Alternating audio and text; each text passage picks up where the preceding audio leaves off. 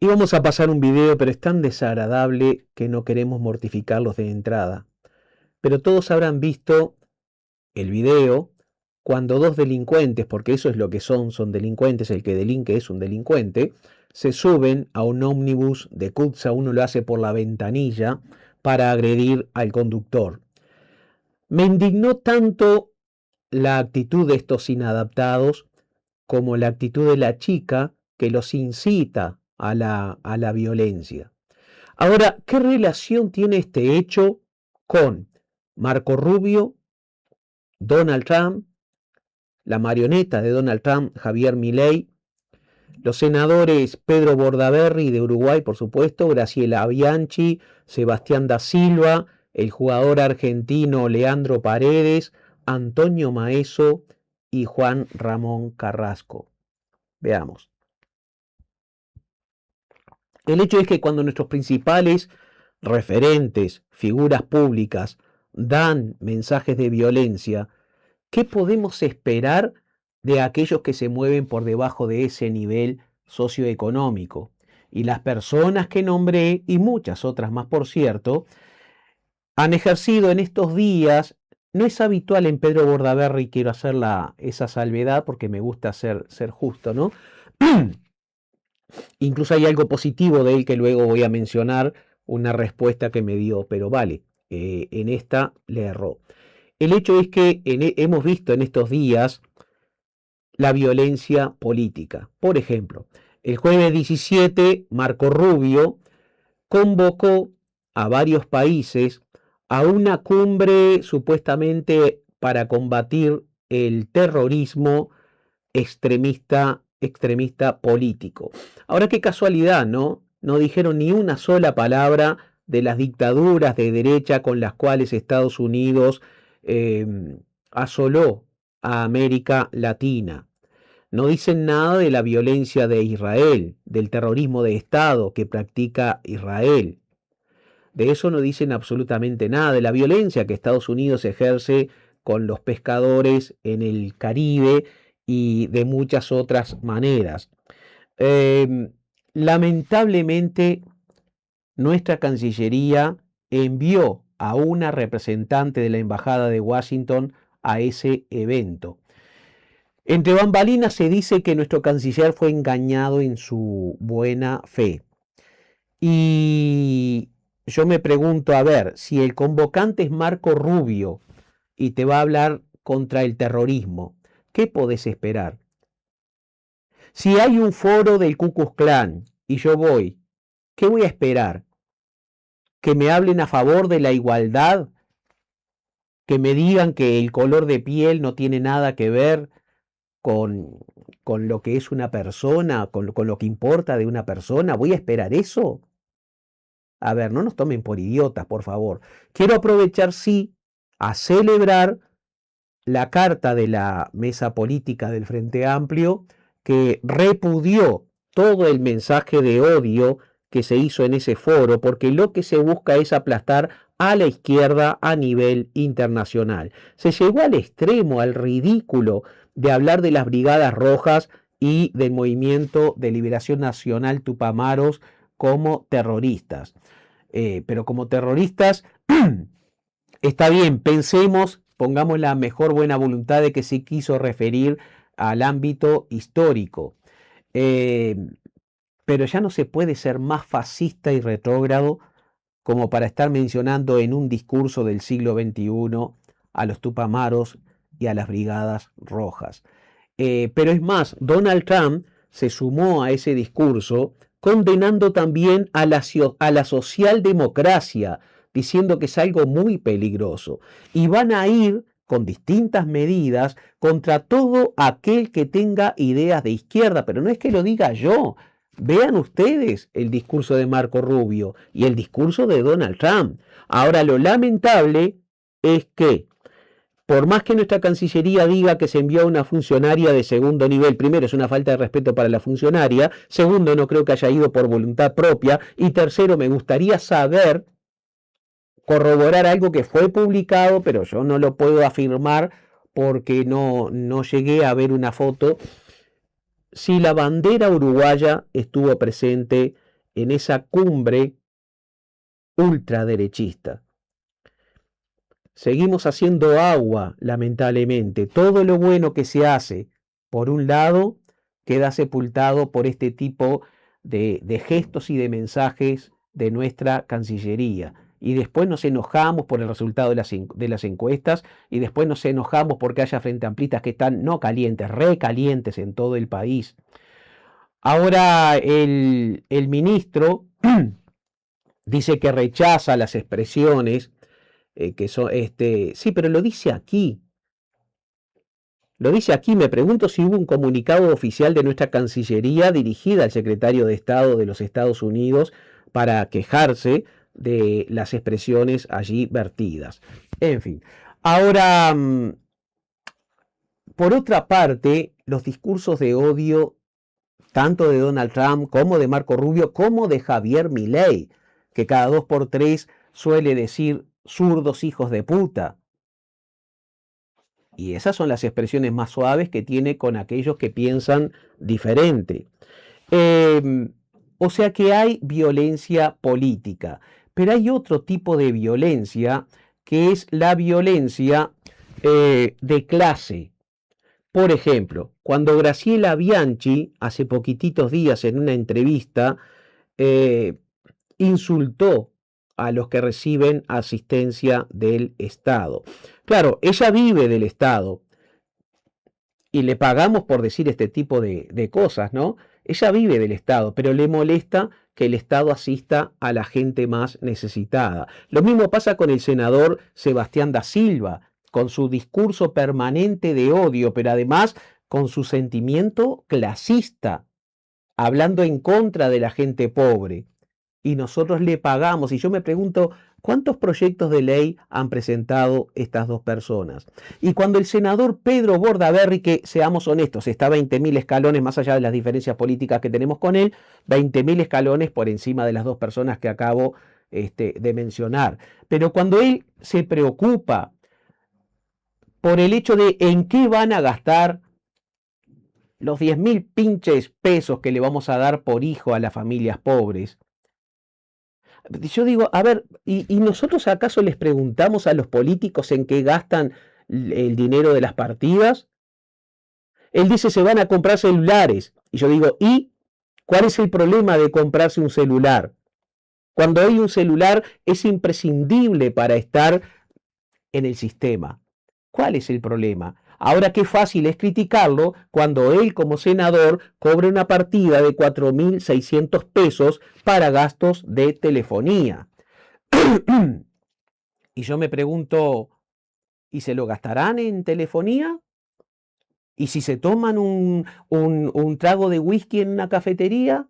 Ah, no, ahí no importa. Cuando son los poderosos, ahí nadie pregunta. Y recordemos que la derecha aprobó un reglamento por el cual no tienen por qué devolver los viáticos cuando regresan de los viajes. Eso fue la famosa ley Gandini, que se quedaba con el dinero sobrante hasta que lograron plasmar por escrito ahí que tenían derecho. O sea, ellos sí tienen derecho. Ahora, si una madre soltera, por ejemplo, que tiene un par de hijos, que puede ser viuda, o que el marido se le fue y quedó sola, un día decide de esos 10.000 pesos gastar 3 o 4.000 para hacerle una torta y comprar alguna Coca-Cola para uno de sus hijos o hijas, ahí es una criminal, es una delincuente. Miren, a mí no me preocupa si un pobre gasta alguna moneda de más. A mí lo que me preocupa es que la gente acomodada de este país, que gana fortunas, nunca está conforme con lo que tiene. Y nos están queriendo hacer creer que el problema de este país es lo que le damos a los pobres. No, el problema de este país es lo que les damos a las familias privilegiadas, porque Sebastián da Silva se enoja cuando el Estado asiste a la gente más débil. Pero bien que va a golpear las puertas del Estado cuando hay una sequía, cuando hay una inundación, cuando hay algún problema con los cultivos o con la ganadería. Ahí sí, el Estado tiene la obligación de ir a asistir a los más poderosos. Esa es la violencia política que se ejerce desde arriba. También está la violencia deportiva.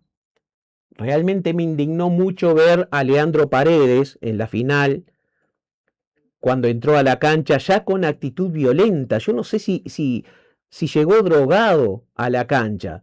Ahí lo tenemos, eso fue al final como mal perdedor que es, y eso que yo hinchaba por Argentina, les quiero decir, hinchaba por Argentina, pero este tipo de energúmenos no puede volver a pisar jamás una cancha de fútbol. Lo tendrían que expulsar de la selección argentina.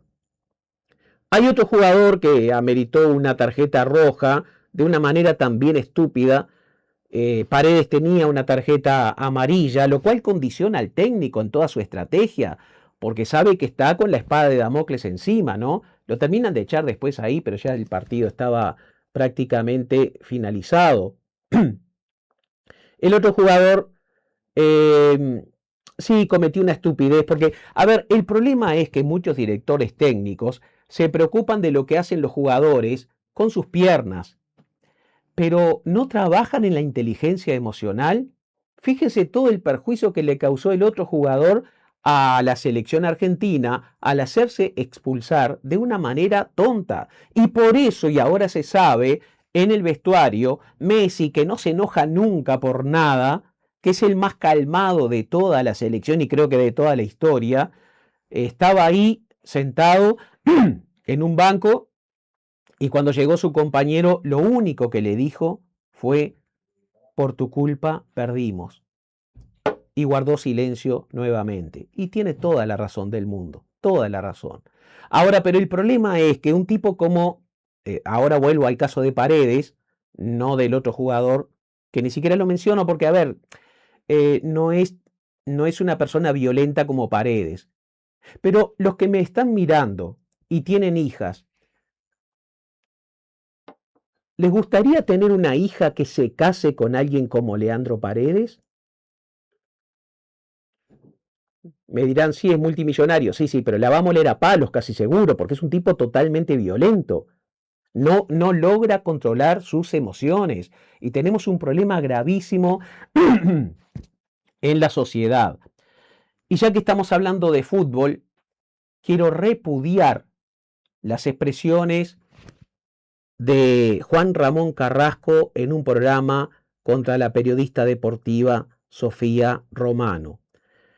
El hecho que le dijera al aire que está mal atendida sexualmente es de una bajeza, de una ordinariez impresionante. Y luego la cobardía de decir, yo no sé cómo lo interpreté. ¿Y cómo lo va a interpretar Juan Ramón Carrasco? ¿Qué querés que te diga la frase de Graciela Bianchi? Es una ironía, el que la capta y el que no. Fue una ordinariez, lo mejor que podés hacer es disculparte.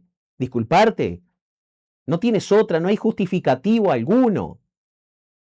Pero creo que no te da. Y lo mismo puedo decir de Antonio Maeso con Daniela Buret, cuando le preguntó si en la casa no le pegan para hacerla callar la boca. Lamentable, Antonio. Tenés que disculparte. No la adornes, no salgas con ese tipo de disculpa que si alguna persona se pudo haber ofendido por mis palabras porque las interpretó de tal... No.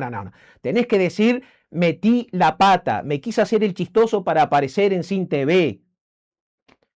En aras del show se me fue la moto, quise hacer un chiste, le erré, no es nada chistoso, es algo repudiable. Y yo no apoyo la violencia doméstica. Decilo, porque hasta ahí, igual que con Juan Ramón Carrasco, quedaron como dos apologetas, ese es el término, haciendo apología de la violencia machista. Entonces tenemos violencia política por un lado, violencia deportiva por otro, violencia clasista, entonces, ¿qué podemos esperar de ahí hacia abajo? En resumen, estamos viviendo una situación lamentable a nivel internacional, no solo en Uruguay.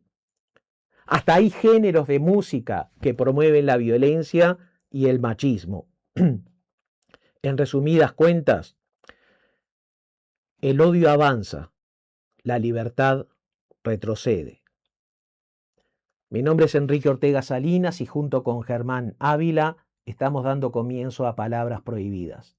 El autor de El Otro Luis regresa con un desafío inquietante. Revolución. Cómo romper paradigmas y salvar al Uruguay. Un tsunami tecnológico ya llegó y puede dejar a cientos de miles sin trabajo. No es ciencia ficción, está pasando. Enrique Ortega Salinas plantea algo que nadie se anima. Una reforma total del sistema. Político que necesita fueros no merece cargos. Un país pequeño no necesita pensar pequeño. Romper paradigmas o sucumbir con ellos no es un libro, es un desafío, porque el futuro no espera y nos queda poco tiempo para reaccionar. Un planteo electrizante, una advertencia urgente, un libro que no te dice lo que querés escuchar, sino lo que necesitas entender. Abre tu mente.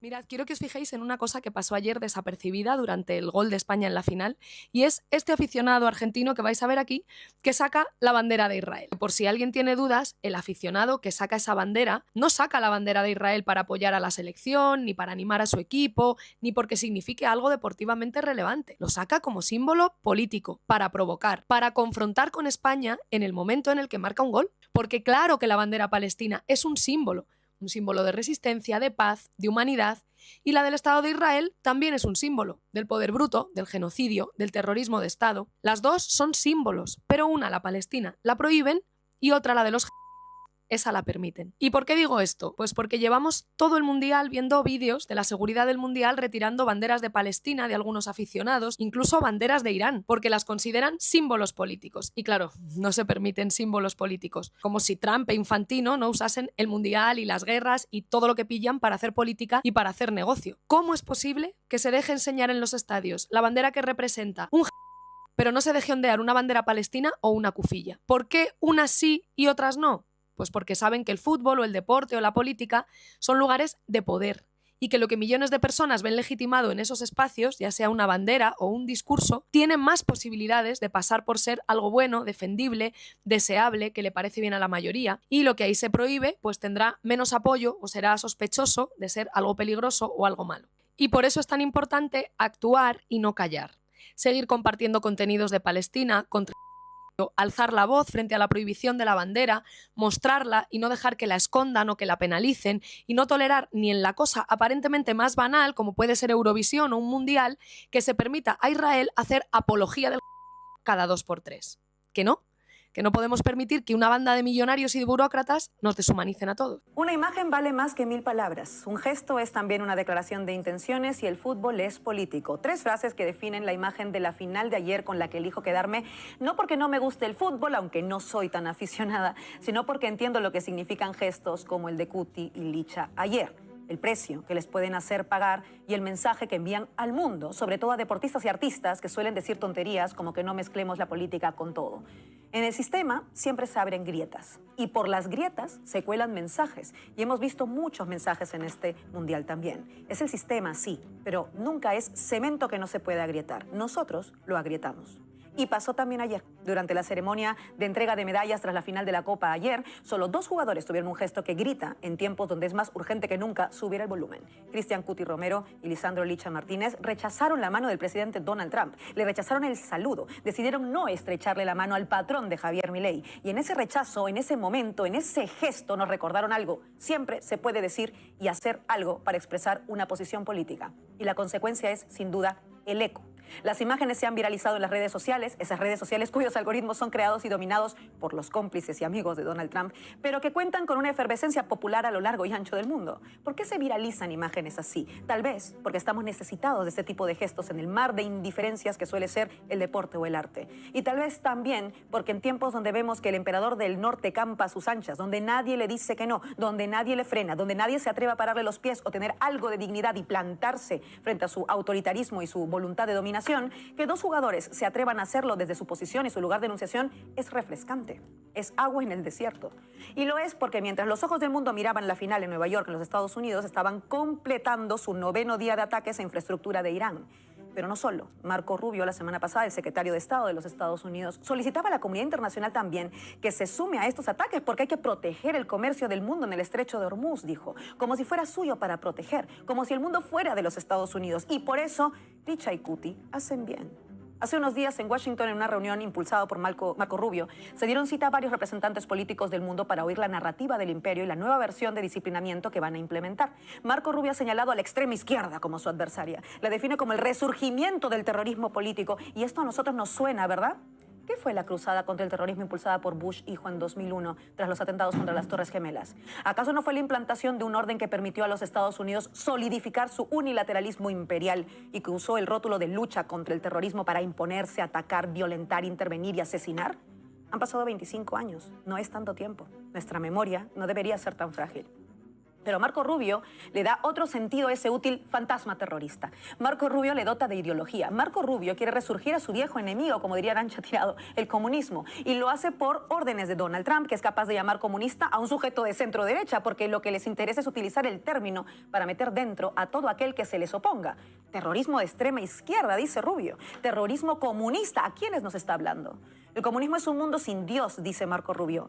Marco Rubio, el que desea una intervención militar contra el pueblo de sus padres en Cuba, el que les ahorca, el que les bloquea, el que les odia cruelmente, nos habla de Dios. El comunismo nunca funciona, dice el representante de un país que se encarga de destrozar cualquier posibilidad de que el comunismo pudiera abrirse paso. Por eso odian Cuba y por eso intervinieron en Venezuela. ¿Qué lecciones de moral nos pueden dar desde los Estados Unidos? Pero los Estados Unidos saben que no existe tal enemigo en este momento. Lo que están haciendo es construirlo. Trump y Rubio están delineando los márgenes y contornos de su enemigo de época, la extrema izquierda, es decir, todo lo que esté a la izquierda de su fascismo. Y en ese contexto de amenaza como la que estamos, de propaganda, pero también de ataques concretos, como los de los últimos 9 días en Irán o el sostenido genocidio que están perpetrando en Cuba, sí está bien celebrar el fútbol, porque es un deporte de masas, popular y plebeyo, y necesitamos alegrías, pero no hay mayor alegría que ver que en ese deporte, en esa tarima de exposición mundial, en ese momento masivo, en ese espacio donde están todos los ojos del mundo, dos jugadores hagan lo que muchos gobiernos no hacen: rechazar con lo que tienen, su cuerpo, a la mayor amenaza mundial que tiene Argentina, Latinoamérica y el mundo. Llevo diciendo en más de un cierre que el norte hoy está en el sur. Ayer volvió a estarlo. Tenían que ser del sur global los que nos dieran una imagen de campeonato político ayer. Hasta mañana. Buenas, buenas y más buenas. ¿Cómo les va? ¿Qué tal? Yo aquí, primero escuchando mi audio a ver si suena o no suena así. Bueno, tengan todos ustedes unos muy buenos días, tardes, noches para aquellas personas que nos están viendo en directo. Un saludo y un abrazo grande para quienes no pueden vernos en directo y nos ven on demand o en diferido también. Un abrazo grande y gracias por estar ahí. Gracias por el apoyo, gracias por el aguante, gracias por los saludos. La semana pasada, como ustedes vieron, yo no estaba Enrique acá con mi gran amigo Fermín, a quien le mando un saludo, un abrazo, un agradecimiento por hacer el aguante, porque es un muchacho de verdad al que le tengo mucho cariño y mucho aprecio. Fermín es un tipazo. Lo pueden ver a él junto con Ernesto Faría y Claudio Veiga todas las tardes desde las 4 de la tarde en Tarde de Fútbol, que es otro de los programas que la plataforma de YouTube de Caras y Caretas TV tiene para que ustedes vean, para que nos apoyen, para que se suscriban tanto al canal de YouTube como a la revista, para que obtengan los contenidos, para que tengan toda la información a mano, una perspectiva que es como la que nosotros sabemos, como la que tenemos aquí, claro, que deseamos transmitir, que es una plataforma que tiene como intención dar a conocer una perspectiva de la realidad. Nosotros no somos de la idea de que los medios de comunicación existen de manera aséptica, eso tampoco nosotros le jugamos, y tenemos claro que esta es una plataforma que tiene una intención y la intención es mostrar otras realidades, mostrar otros mundos, darle cabida a otras voces. Por eso Enrique habla de lo que habla, por eso nosotros no estamos de este lado en el que todo se normaliza, todo se normatiza y aquel que sufre no se ve porque lo cómodo es únicamente utilizarlo como herramienta para que las cosas sigan igual. Así que aquí estamos, aquí seguimos, vamos a continuar en esta iniciativa y esta semana yo les quiero hablar, ustedes recordarán, por supuesto que recordarán. Te voy a hacer una pregunta, Enrique. Te voy a abrir el micrófono para hacerte una pregunta. ¿Recuerdas quién escribió la canción a Don José? Trivia. La trivia del tío Germán. En este momento les estoy preguntando a ustedes. Lo voy a responder, evidentemente. El autor de la canción a Don José.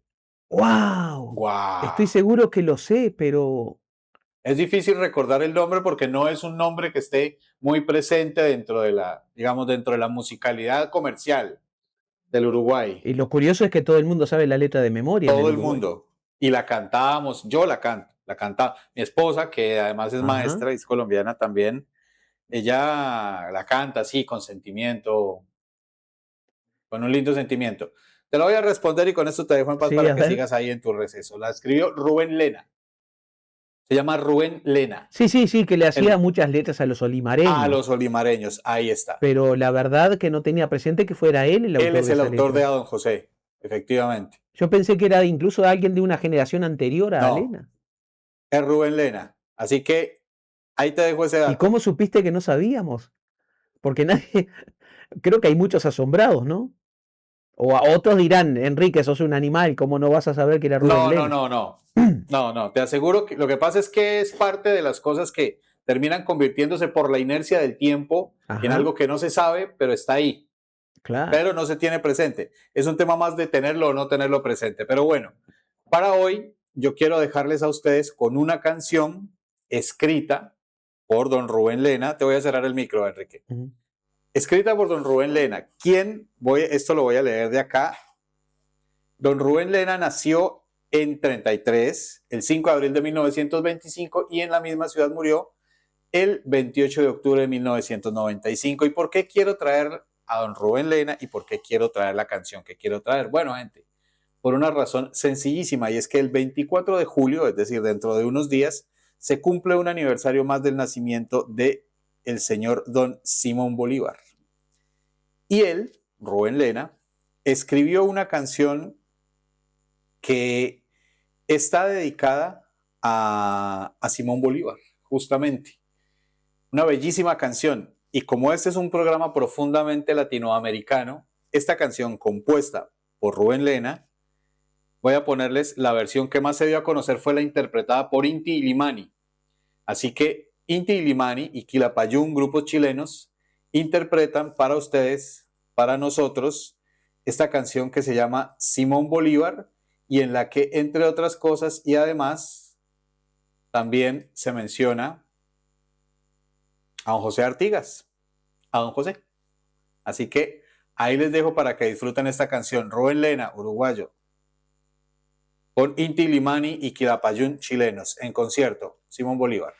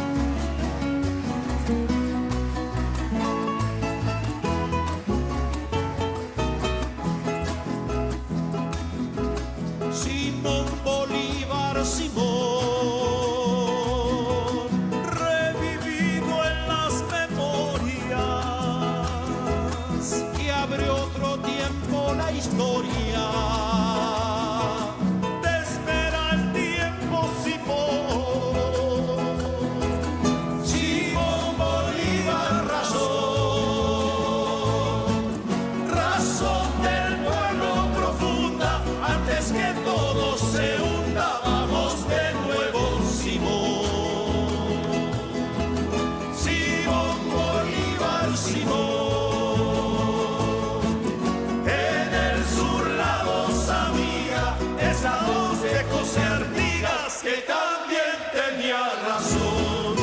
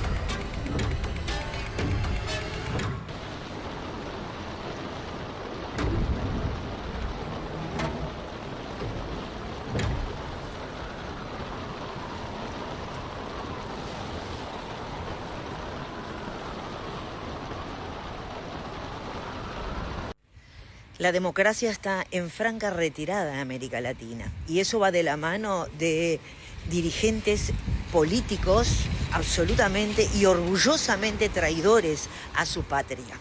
Algunos directamente de nacionalidad extranjera. Miremos Noboa en Ecuador. Se le dijo que no a la instalación de bases militares, logró igualmente traer al ejército norteamericano en tierras ecuatorianas. Miremos a De la Espriella, lo que significa sus negocios principales en Miami. Miremos lo que es Delcy Rodríguez en Venezuela y ahí estamos viendo directamente la entrega sin más. Veamos el último episodio vergonzoso, que es el de Bolsonaro, la familia entera, la familia de Bolsonaro en Brasil, una familia que ha pedido y ha golpeado las puertas de Washington para poner tarifas a su pueblo, lográndolo. 25% de tarifas le ha puesto Donald Trump a Brasil, aún con superávit comercial, porque Brasil le compra más de lo que le vende a Estados Unidos. Nada de eso importó, porque Estados Unidos está interviniendo a su favor en todas las elecciones en América Latina. Cuando no puede intervenir directamente con amedrentamiento, como lo hizo con Argentina, bueno, directamente estafan las elecciones. Es el caso de Honduras, ¿verdad? Entonces, asistimos a todo eso y nuestra dirigencia lo que hace es fingir demencia, mirar para el costado y alinearse. No se oponen, no mencionan siquiera como si eso no existiera. Entonces, ¿de qué democracia me hablan cuando no tenemos control territorial?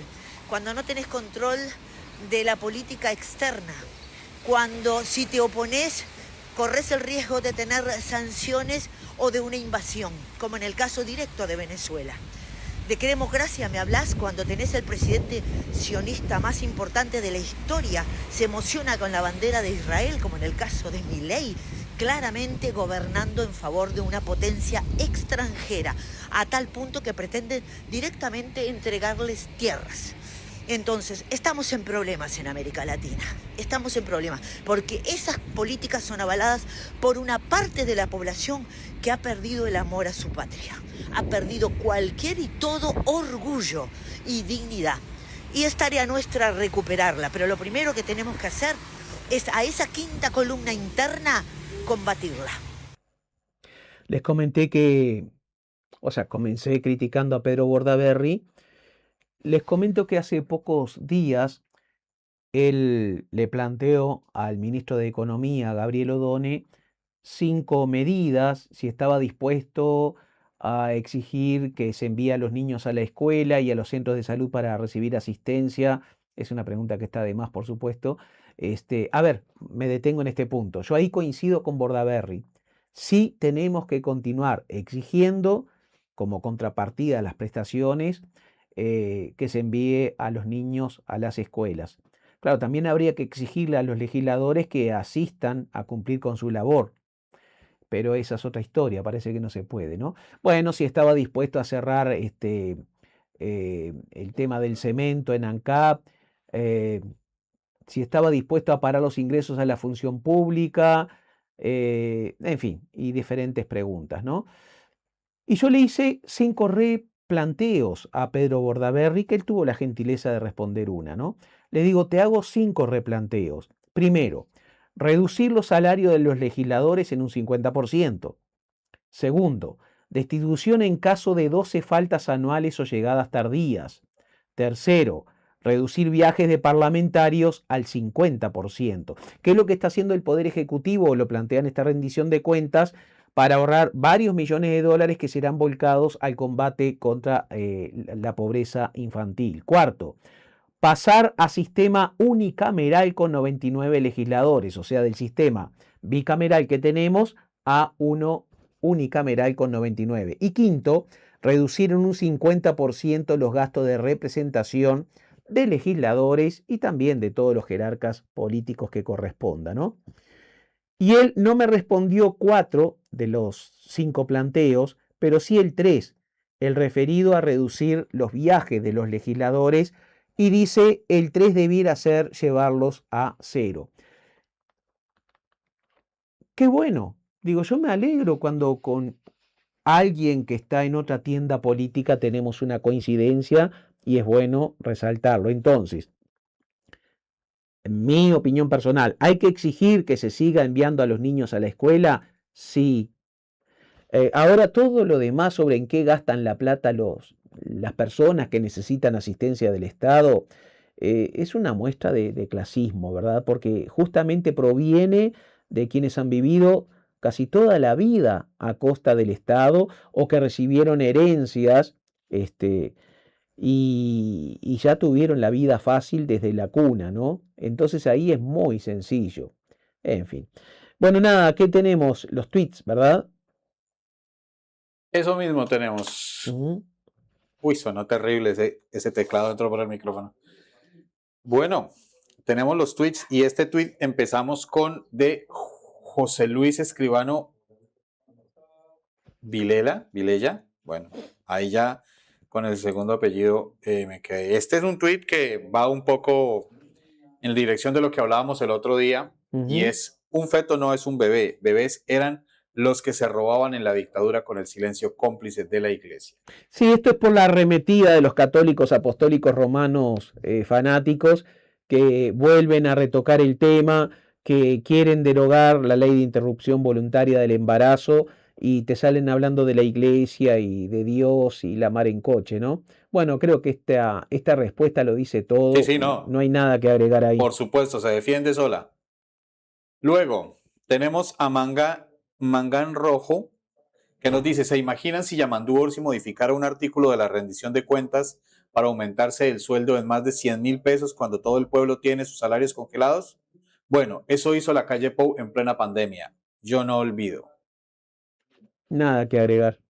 Es bueno tener memoria, ¿no? Está bueno tener memoria y de No solo a él, sino a varios jerarcas. Se les aumentó en un promedio de 100.000 pesos en plena pandemia. Es que esa es la oligarquía nuestra. A ver, cuando yo hablo de oligarquía, vuelvo a insistir en esto, ¿no? Viene de oligos, pocos, higarquía, poder. Cuando uno dice oligarquía, hay mucha gente que te dice al estilo Mirta Legrand: ese es un término perimido de la década de los 60, eres un izquierdista trasnochado de aquel entonces. No, es un término totalmente vigente. La oligarquía existe. Unas pocas familias siguen siendo las dueñas del Uruguay. Bien, así es. ¿Qué tenemos acá? Perdón, ibas a agregar algo. No. Respecto a este tuit, Mario Rodríguez nos dice: asesinó a un millonario en comparación, lo que ocurre con él en comparación con este que asesinó a 17.000 niños. Y Benjamín Netanyahu, el hecho es que por más que haya condenas internacionales y se pida la captura, eso no va a ocurrir, tiene una impunidad absoluta. Igual que Donald Trump, ya el otro día le tuvo que pagar varios millones de dólares, creo que eran 5.600.000 dólares, a una escritora muy famosa de la cual abusó sexualmente. Fue condenado Donald Trump pero arregló con varios millones de dólares. Claro, pero a ver, 5 o 6 millones de dólares. Donald Trump lo lleva en el bolsillo por si se le antoja comprar una Coca-Cola. Es nada, es absolutamente nada. Realmente estamos viviendo bajo una dictadura internacional, no me refiero a este gobierno, obviamente, ¿no? Es algo deprimente, es algo que te genera impotencia, ¿no? Totalmente, totalmente. Y es la diferencia que, que hay que resaltar cuando nosotros hablamos de el poder. Por eso creo que es clave también hacer esa diferenciación entre la lucha por el gobierno y por la administración del gobierno, la administración del Estado y la lucha por el poder. Durante muchos años se dijo que llegar al gobierno era llegar al poder y aún se sigue utilizando mucho ese término de decir, no, pero es que no quiere soltar el poder cuando se habla del ejercicio del gobierno. Por supuesto, indiscutiblemente el ejercicio de gobierno y la administración de un gobierno y un Estado tienen una cuota grande de poder, indiscutiblemente. Sí, El poder entendido como la capacidad o la posibilidad de decidir sobre otros, incidir sobre otros, decidir de manera que les afecte, digamos, entendido un poco de esa manera. Sin embargo, no es ahí donde está el real poder. El real porque poder está está el en otro suprapoder lugar. No está acá. por encima. Muy por encima. Tanto que ese verdadero poder se da el lujo de usar gobernantes y desecharlos también. Uno cree que no, pero sí. Por ejemplo, un pequeño ejemplo, en Colombia siempre se dijo durante mucho tiempo que el poder era Álvaro Uribe Vélez y no, él también fue usado y desechado por el verdadero poder. Así que aquí es donde está, en esta imagen es donde ustedes pueden ver el ejercicio del poder. Y incluso Trump y Netanyahu también pueden ser desechados por ese poder, porque tampoco son ellos. Ellos en este momento lo representan y están actuando en su favor. Pero ese poder que también les excede, bueno, también puede prescindir de ellos. Aquí venimos con nuestro amigo Javier García, que nos dice, esto viene con uno que va después, ¿no? Con el tuit que sigue. Ah, sí. Bien. Javier García dice, son geniales, piden un contrato de adhesión, que cambien los demás pero no ellos. El presidente pide apoyos y en la misma declaración ratifica a Negro y al gabinete entero que es un desastre. Siguen el camino de Bonomi al que atornillaban a pesar de resultados. Que cambien los demás pero no nosotros es su idea. En pocas horas se sabrá del crecimiento significativo de homicidios. Mejor gobernar bien y dejar las pataletas, dice Javier García. Y acá tenemos a alguien que tal vez ustedes conozcan respondiéndole. Enrique Ortega le dice, ustedes, los expertos, nos dejaron 1. Récord histórico de homicidios. 2. Récord histórico de suicidios y homicidios en los penales. 3. Récord histórico de hechos de corrupción. 4. Récord histórico de compras turbias. 5. Récord histórico de gente viviendo en la calle. Y sí, yo le diría que se deje de pataletas. Toma pavó. Y sea responsable, presente de vez en cuando alguna ley que beneficie a la gente más necesitada de este país, pero es demasiado pedirle a un oligarca como Javier García. ¿Qué posición mediocre que tenemos? Yo digo, siempre tuvimos un tiempo en que más allá de las diferencias políticas había otro nivel de legisladores. Hoy tenés a Javier García, a Juan Martín Rodríguez, a Graciela Bianchi, a Sebastián da Silva. ¡Wow! Complicado. Bueno, y por último, el de esta semana, una cosa que va en dirección a lo que venías comentando, Enrique, y es Dinamarca retira las pensiones vitalicias de sus políticos. Recibirán los beneficios de la pensión legal como el resto de los ciudadanos. Está espectacular. Esto como una medida más, ¿no? O sea, hay que tener en cuenta que estos países, ahora, ojo con una cosa, también hace parte un poco de la mente humana, porque en Dinamarca, en Suecia y en Noruega, que nosotros vemos los países escandinavos como un referente de vida, Sí. allá la gente también se queja. Allá también. Pero está bien que se queje porque eso lo llevan a ser mejores. ¿Sabés que en Suecia los políticos se pagan su propio café? No, por supuesto. De su bolsillo. Los lugares en que residen, la forma en que se transportan, Sí. está completamente en otro lugar respecto a la manera en que nosotros, no olvidemos una cosa. Nosotros somos países colonizados y nosotros tenemos, por aprendizaje histórico, una manera de percibir el oficio de la política que está vinculado más o menos con lo que significaría ese escenario de las cortes. Digamos, para nosotros, ese nombre de dignatarios para nosotros tiene sentido en la medida en que una persona que está allá, de alguna forma nosotros no hemos aprendido que no es que ellos le sirvan al público, sino para nosotros, me refiero para nosotros en términos sociales amplios, son unas figuras de autoridad, unas figuras de poder, unas figuras dignas de admiración, por lo tanto merecen de alguna forma los privilegios que tienen. Y no, son funcionarios públicos, son gente que tiene un trabajo. Mi trabajo es sentarme en este lugar y manejar estos controles para que ustedes vean lo que están viendo. El trabajo del señor es preparar digamos así con todos. Hay otra gente que tiene otros trabajos y es el de estudiar, el de mirar las leyes, reformarlas, proponerlas, ver qué es lo mejor que puede ser para la ciudadanía y de esa manera desarrollar su función pública. ¿Sabés que en Suecia, por ejemplo, no tienen fueros? No. Y el único beneficio extra que tienen es una tarjetita, un carnet, para venir desde sus provincias, condados, no sé cómo se le llama allá, a la capital, en tren. Sí. Olvídate de viajes en avión. Y viven en un monoambiente. Cuando se trasladan de sus lugares. Sabes que tengo un video para pasarla en el programa que viene sobre eso. Vamos a ver cómo viven. Viven de manera digna, pero no con lujos. Allá no hay esas partidas como secretas. el resto de la ciudadanía. Es decir, la vida digna es una intención que debe abarcar a la ciudadanía en general. Y ellos dentro de la ciudadanía en general, pero indiscutiblemente la función pública no es un trabajo que genere privilegios, no puede serlo. En Suecia el salario promedio de un legislador es poquito más que 2 salarios mínimos nacionales. Sí.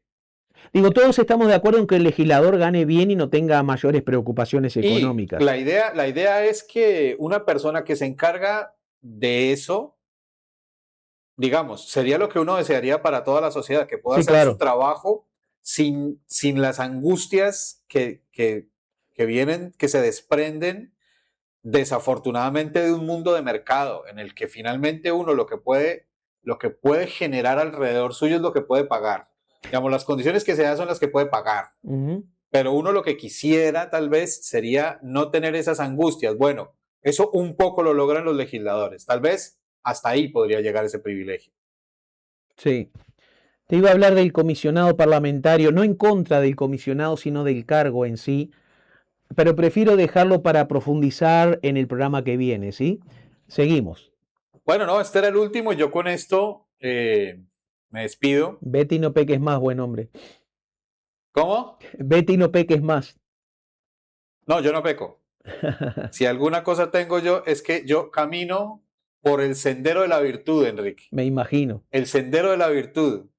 Cuando quieras, te guío por el sendero de la virtud. Y me haces ver la luz. A ustedes los invito a que transiten conmigo el sendero de la virtud, el ascetismo y la entrega espiritual. No voten fachos, no crean todo lo que ven en internet. Lean, hay que retomar, hay que volver al libro de papel. Compren los libros al hombre, mano. Yo en algún momento escribiré algo, después les cuento. Y quiéranse a sí mismos, quieran a los demás, hagan una buena acción, una buena obra. Eso siempre está bueno, eso siempre viene bien. Y nos vemos la semana que viene, ¿oyeron? Juiciosos, hagan pis antes de acostarse. Píllense los dientes. Chao. Gracias, Germán. Me hiciste acuerdo de pasar un chivo. Bueno, este es el libro de Punta del Diablo al Infierno. Me pueden llamar, se lo enviamos por correo. Es escalofriante. Una historia real, escrito junto con la protagonista, Laura Sampaio Tagliaferro. Es que realmente nuestros penales son un infierno. El otro día un recluso mató a otro, pero esto ocurre todos los meses, ¿no? Y me enviaron un paquete de libros que pensé que ya no quedaban más en Uruguay. Este es mi libro más leído en Latinoamérica. ¿Cómo lograr, ya sé, estoy un poco más joven en la foto, ¿no? ¿Cómo lograr que los demás se salgan con la nuestra? Este libro habla de técnicas de argumentación, cómo preparar un artículo, cómo dar un discurso, cómo tratar con personas alteradas, cómo dialogar sin discutir, lenguaje corporal, cómo saber si una persona te está mintiendo, estrategias de marketing y de publicidad. En fin, es bastante amplio. Esta es la 23ª edición, es un bestseller y bueno, se ha leído en varios países de América Latina. Un candidato político, y sobre todo cuando es candidato a la presidencia, tiene que dar el ejemplo en su vida privada. Así que nos vamos a despedir con el líder, nuestro líder máximo, Pablo Pérez, que dirige el Partido Negro. Y quiero que conozcan cómo es en su vida privada. Aquí lo vemos dialogando con su señora esposa. A ustedes, por favor, un clic ahí, un me gusta y sobre todo los comentarios, ¿sí? Los comentarios. Y pues nada, nos vemos la semana que viene. Gracias por estar ahí. ¿Qué te pasa ahora, Pablito? No. Yo te digo la verdad, Diana. Hoy sí, Tiraste de 2 y te cobré un triple. ¿Qué es esto, Diana? ¿Me puede explicar? Un cepillo. No, sí, ya sé lo que es. No hace falta que me... Yo sé, es un cepillo de dientes. Con cable, un cepillo de dientes con cable, Diana. Pero... Yo te digo la verdad, Diana. La miseria la voy a extrañar. Estoy empezando a extrañar la miseria. Estamos un paso más allá. Y tú compras un cepillo de dientes eléctrico. O sea... Se me acalambra la mano. Guarda el destornillador que es un clavo. Escúchame una cosa. ¿Qué es lo próximo? ¿Un water con rueda, Diana? ¿Qué estamos haciendo en nuestra vida? ¿Tú te das cuenta que compraste un cepillo de dientes? Primero que somos 4 en casa, compraste un cepillo de dientes. Un cepillo que lo vamos a todo. Lo vamos a usar todo el cepillo. ¿Tienen para cambiar ahí? Para la moto, baja los vidrios, Diana, porque esto ya ni que lo tiernices quede blando. No quiero saber cuánto pagaste, no me importa, pues la verdad no me importa. Salió barato. No, sí, para todo, para ti, escúchame. ¿Cómo va a ser barato? Estaba en oferta. Escúchame, cuando la salmuera es ajena, la carne queda deliciosa. Escúchame una cosa, estaba en oferta, no me importa la oferta, no me importa si te dieron 2 por 1, que ya veo que no, pues compraste uno y no sé quién lo va a usar, porque la verdad somos... Y yo, obvio. Ah, mira qué bien, qué sana, o sea, tú juegas individual, estamos jugando, estamos jugando en equipo y tú te preocupas por los premios tuyos. Perfecto. Ahora yo te pregunto, mi amor, mi vida, mi ángel, si somos 4 en casa y compraste un cepillo de dientes, ¿tú no se te ocurrió pensar que los otros 3 podemos estar así al lado tuyo lavándonos los dientes y tú, ¡ah! ¿Y eso qué hacemos? ¿Te miramos, te cantamos feliz cumpleaños? No, Diana, no, está, en serio. Tú ves una puerta que dice empuje y tú tiras como pero loca. puedes ir a comprar... Diana, te lo suplico, Diana. Ya no sé cómo pedirte si en árabe, en arameo, en chileno te lo voy a pedir. ¿Qué está haciendo po? No puedes comprar un cepillo de dientes eléctrico, Diana. Escúchame, nosotros en casa nos lavamos los dientes todos con un cepillo, pero a mano. Era la cara y compartida. Tú tienes cara y sabías que el próximo era tú porque estabas lavando con el mismo. Pero tú no puedes pretender, Diana. ¿Qué estamos haciendo, Diana? El cielo raso tiene más panza que el viejo de la esquina. La estufa esa, cuando la prendemos, tira humo para adentro. Parece cuando eligen papa en el Vaticano, pero todos los días elegimos y acá adentro. Y tú te preocupas por comprar un cepillo de diente eléctrico. Pero escúchame... Diana, los campeones míos, pisé una moneda y sé cuánto valía la moneda. El número se me marcó en la suela. Y tú vas y compras un cepillo de diente eléctrico. Yo te digo una cosa, Diana. ¿Cuál es? En mi velorio va a decir, aquí está el hombre que por fin descansó. Porque yo ya estoy deseando que me lleven. ¿Que te lleve quién? Y no sé ya te quieres ir por ahí. Yo te digo la verdad, yo no sé cuál es el Diana, tema. cualquier muerte es mejor que esta vida. Yo ya no sé qué hacer contigo. Un cepillo de dientes. Si yo le muestro a mi madre, a mi padre no le puedo mostrar porque capaz que no puede con la imposibilidad esa que se murió. El cable y le digo, es un cepillo de dientes. Me pega un cachetazo, Diana. ¿Cómo un cepillo de dientes con cable, Diana? Pero se carga. Esto se puede devolver, Diana. No, porque tú de envidioso porque no te compré para ti. Porque si te hubiera comprado para ti, otra sería la historia.